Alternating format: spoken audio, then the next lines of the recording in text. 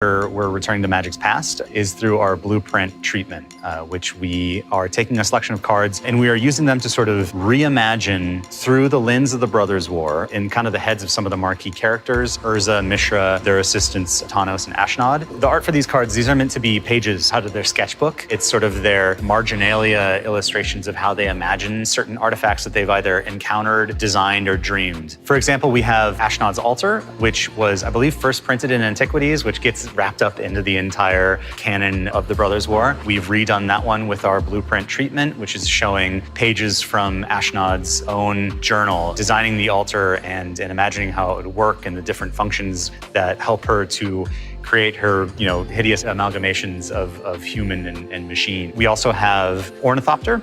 There are many different printings of Ornithopter. We wanted to run with one that we can imagine as Urza designing sort of an early war model. When I wrote the concept for this card, was sort of imagining it to be the one that the character Rendel uses to escape Krug during the siege, along with all of Urza's documents. For Goblin Charbelcher, this is something that, say Tanos was on an expedition somewhere in Tertiary and encountered goblins stuffing chickens and nails and bombs and other goblins into a cannon, firing it and saying, here is our Goblin Charbelcher. These are curious, brilliant people.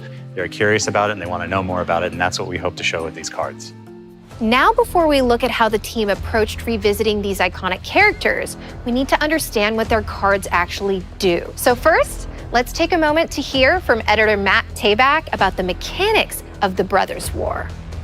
So the Brothers' War is, of course, one of the most famous stories in all of Magic. And a big part of it is the act of creating these gigantic war machines, artifact creatures that are dotting the landscape and bringing about destruction and terror. But what if we took these giant war machines and kind of broke them down to an earlier version, a prototype, a smaller version of itself that had the same abilities, but maybe wasn't quite as large? What if we could combine that into one card? So you could either choose a smaller version or a larger version, depending on where you were in the game. Well, prototype. New prototype cards are artifact creatures that offer two choices, and your opponents won't like either of them. Each prototype card has a divided text box. At the top is the prototype ability, and an alternate mana cost and power and toughness, characteristics it'll keep until it leaves the battlefield. If you cast Phyrexian Fleshgorger for 1 BB, it'll be a 3/3 black artifact creature.